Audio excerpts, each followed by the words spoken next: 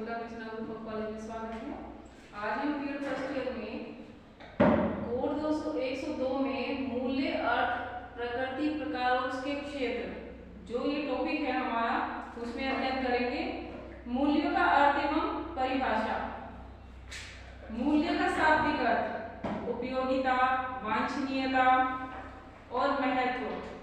सामान्यतः किसी समाज में जिन आदर्शों को महत्व दिया जाता है उन्हीं से उस समाज के व्यक्तियों का जो व्यवहार है निर्देशित होता है, नियंत्रित होता है और उन्हें ही उस समाज के मूल्य कहा जाता है। परंतु विभिन्न अनुशासनों में इन्हें भिन्न भिन्न रूप से लिया जाता है और अभी तक जो इतने विषय हैं उनमें से कोई भी सर्वमान्य अवधारणा निश्चित नहीं कर सका है। इसलिए दर्शन शास्त्र में मनुष्य के जीवन के प्रति दृष्टिकोण को मूल्य की संज्ञा दी जाती है। वेद मूलक दर्शनों के अनुसार मानव जीवन का चरम लक्ष्य होता है मोक्ष की प्राप्ति करना और चार्वाक तथा आजीवक दर्शनों के अनुसार भौतिक सुखों की प्राप्ति करना।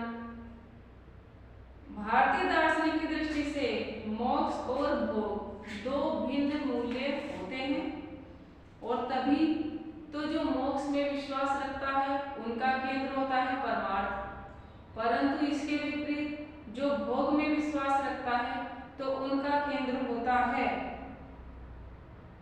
स्वार्थ। इन दोनों के मूल्य निश्चित होते हैं। जो व्यक्ति अपने जीवन में मोक्ष की प्राप्ति करना चाहता है तो वह परमात्मा को केंद्र मानकर अपने जीवन को व्यतीत करता है, परंतु इसके विपरीत जो व्यक्ति अपने जीवन में भोग विलास और भौतिक सुखों की प्राप्ति करना चाहता है तो उसका जो जीवन का केंद्र होता है वह होता है उसका स्वार्थ। फिर यह दर्शन में मनुष्य के जीवन के प्रति जो उनकी दृष्टिकोण है वह ही मूल्य माने गए हैं। धर्मशास्त्र में नैतिक नियमों को मूल्य माना जाता है और हम जानते हैं कि प्रत्येक धर्म के कुछ नैतिक नियम होते हैं और मनुष्य को उनका पालन जीवन के प्रत्येक क्षेत्र में करना होता है और तब ये नियम मनुष्य के व्यवहार को नियंत्रित करते हैं और निर्देशित करने लगते हैं, तब ये उसके मूल्य बन जाते हैं। और उदाहरण के लिए जैसे जैन धर्म है, जैन धर्म के जो अनुयायी होते हैं उनके जीवन का जो लक्ष्य है वह है अहिंसा। तो अहिंसा ही उनके सर्व प्रमुख नैतिक नियम को माना गया है और जैन धर्म के जो अनुयायी हैं वह इसकी अपेक्षा की जाती है और वे कर्म के सभी क्षेत्रों में इस नियम का पालन करते हैं। उनके लिए अहिंसा ही सर्व प्रमुख मूल्य होता है और उनके जो नैतिक नियम हैं उनके जीवन के जीने के तो उनमें अहिंसा ही परम धर्म होती है। मानव शास्त्रीय मूल्यों को सांस्कृतिक लक्षणों के स्वरूप में स्वीकार किया जाता है और उनकी दृष्टि से जो संस्कृति है उसके मूल्य अभिन्न होते हैं। कोई भी संस्कृति होगी अगर तो वह अपने मूल्य से ही पहचानी जाती है और उसके मूल्यों के आधार पर ही उसके समाज में रह रहे लोग उनके जो नियम उनका जो व्यवहार है वह उसके सामाजिक मूल्यों के द्वारा ही आधारित होता है। उदाहरण के लिए अगर हिंदू संस्कृति है तो उसी के 4 पुरुषार्थ बताए गए हैं, जैसे नंबर 1 धर्म, अर्थ, काम और मोक्ष। और वहीं पर उस संस्कृति में 5 महाव्रत भी बताए गए हैं, सत्य, अहिंसा, असत्य, अपरिग्रह और ब्रह्मचर्य। ये उनकी संस्कृति होती है और इन्हीं के आधार पर हिंदू समाज के जो व्यक्ति हैं उनका व्यवहार निर्देशित होता है, अतः यह हिंदू समाज के मूल्य माने जाते हैं और इन्हीं का आधार होता है उनकी जीवन यापन करने की नीति। और दूसरा उदाहरण है मुस्लिम समाज का। मुस्लिम संस्कृति जो होती है यह समानता और भाईचारे की संस्कृति है। सामान्यतः इन्हीं के आधार पर जो मुसलमान जाति है उनके व्यक्तियों का व्यवहार निर्देशित होता है। अतः ये ही मुस्लिम समाज के मूल्य माने जाते हैं। इस युग में मूल्य पर सबसे अधिक चिंतन मनोवैज्ञानिकों ने और समाजशास्त्रियों ने किया। मनोवैज्ञानिक जो है उनके मूल्यों को मनुष्य की रुचि, अभिव्यक्ति और पसंद के रूप में लिया गया है।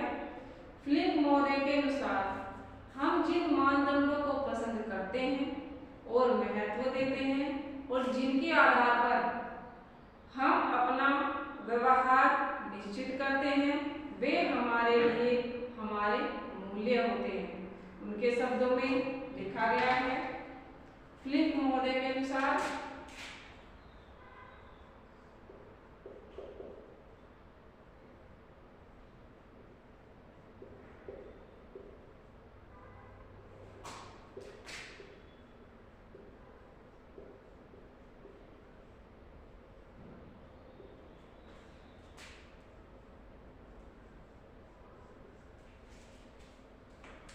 मूल्य मानक रूपी मानदंड है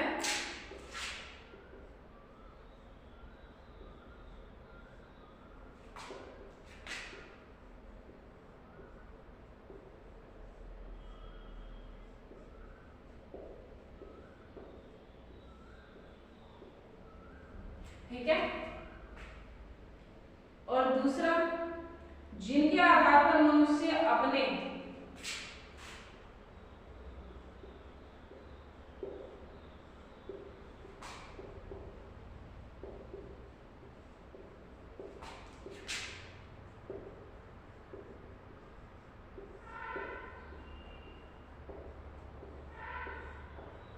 अपने सामने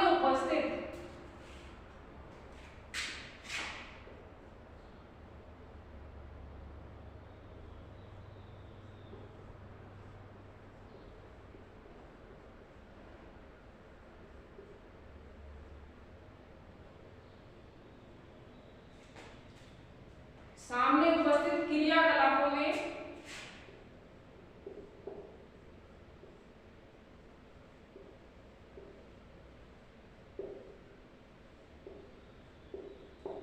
क्रिया विकल्पों में से चयन करने को प्रभावित होते हैं।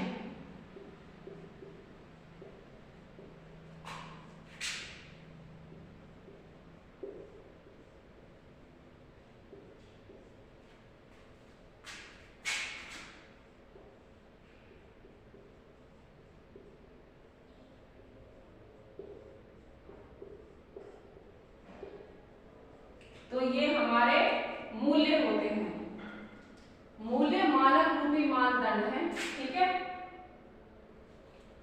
जिनके आधार पर मनुष्य अपने सामने उपस्थित क्रिया विकल्पों में से चयन करने को प्रभावित होते हैं। ये क्या होते हैं? उनके मूल्य होते हैं। और फ्लिंक महोदय ने अपने विचार के पक्ष में एक बड़ा चीज जो उदाहरण है वह भी प्रस्तुत किया है। जैसे एक बार एक जापानी स्कूली बच्चे से प्रश्न किया गया कि अगर शत्रु तुम्हारे राष्ट्रीय ध्वज और धर्म पताका दोनों पर एक साथ आक्रमण कर रहा है तो पहले आप किसे बचाना चाहोगे? तो उस बालक ने उत्तर दिया कि पहले मैं अपने राष्ट्रीय ध्वज की रक्षा करूंगा। तो इससे साफ जाहिर है कि जो उनके मानदंड हैं वह राष्ट्र जो उनका मानदंड है वह धर्म से ऊपर है, इसलिए उसने पहले अपने राष्ट्र ध्वज को चुना, न कि अपने धर्म को। तो उनके जो ये राष्ट्र है वह जो उसके अनुसार सर्वोपरि धर्म उन्होंने अपने राष्ट्र के ध्वज को बचाना समझा। समाजशास्त्री मूल्यों का जो संबंध है वह समाज के विश्वास, आदर्श, सिद्धांत और सामाजिक मानदंडों से जोड़ते हैं। उनकी जो दृष्टि है उससे किसी समाज के विश्वास, आदर्श और सिद्धांत उनके व्यवहार मानदंड ही होते हैं जो वे समाज के मूल्य होते हैं। इन्होंने स्पष्ट किया है कि अनेक आवश्यकताएं होती हैं और वह उनमें से कुछ का चुनाव करते हैं और ये उनके लक्ष्य बन जाती हैं और लक्ष्यों में प्रतिस्पर्धा होती है और लक्ष्यों में जो सर्वोत्तम होता है वह उसका आदर्श बन जाता है और समाज इन आदर्शों को संबंधित जितने भी नियम हैं अथवा जितने भी मानदंड हैं उन सब का निर्माण समाज करता है और समाज शास्त्र की दृष्टि से जब ये आदर्श नियम अथवा मानदंड समाज के सदस्यों के अंतःकरण में आंतरिक तत्व का रूप धारण करते हैं तो ये इनके मूल्य कहे जाते हैं। और भारतीय समाजशास्त्री डॉक्टर राधा कमल मुखर्जी ने मूल्य को लक्ष्य के रूप में परिभाषित किया है। उनके शब्दों में कहा गया है कि मूल्य समाज द्वारा राधा कमल मुखर्जी के अनुसार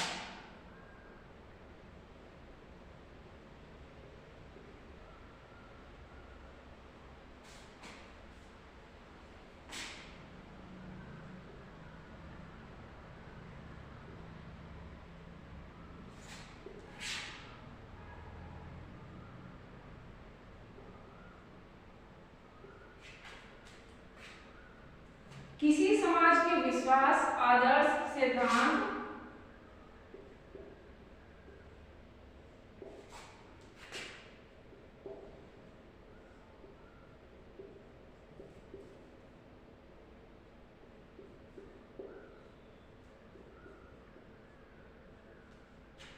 किसी समाज के विश्वास आदर्श सिद्धांत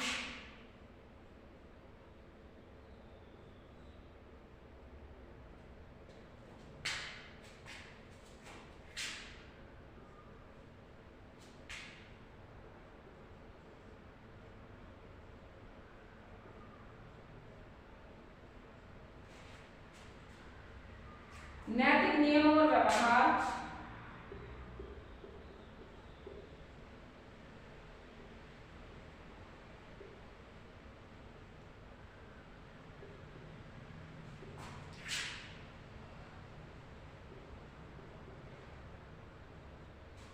नैतिक नियम और व्यवहार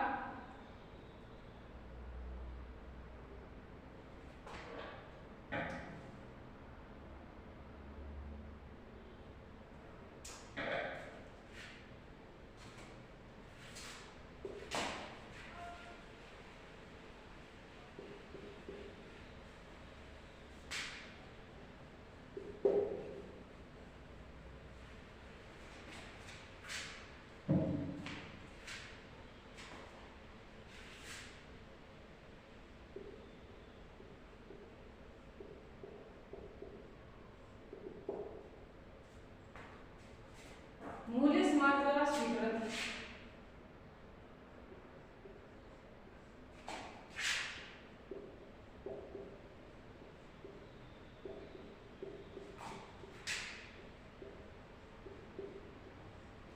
समाज द्वारा स्वीकृत उन इच्छाओं और लक्ष्यों के रूप में परिभाषित किया जाता है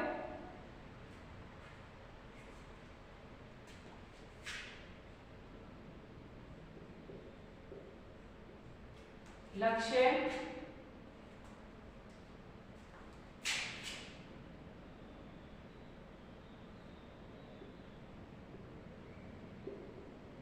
इच्छाओं द्वारा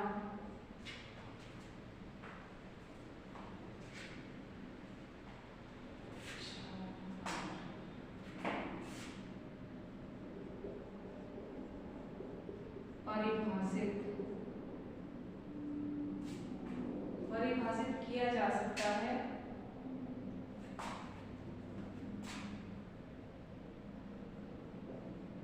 लक्ष्य के रूप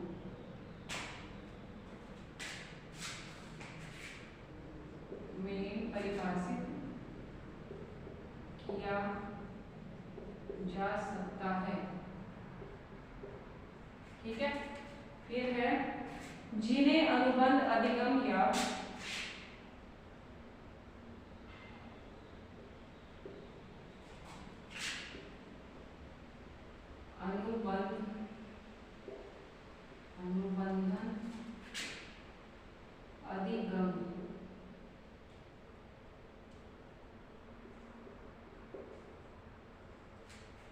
अधिगम या सामाजिकरण की प्रक्रिया द्वारा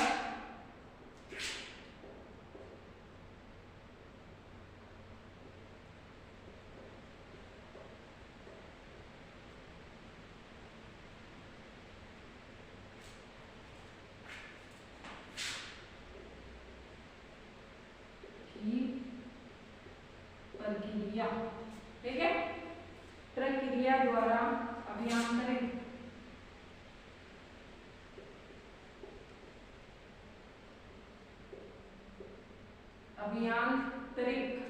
ठीक है,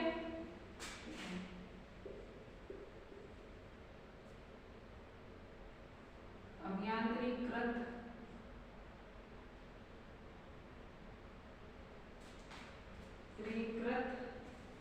किया जाता है।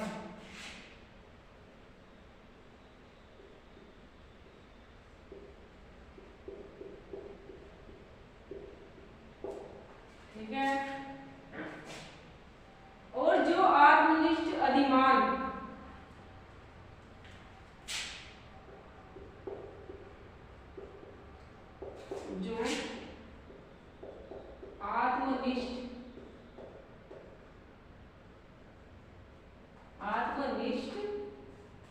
अधिमान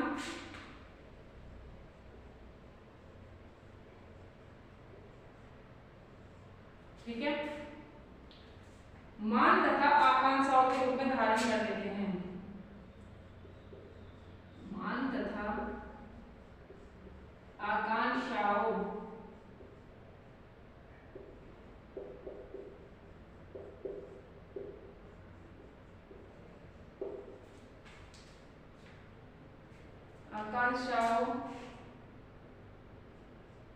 का रूप धारण कर लेते हैं।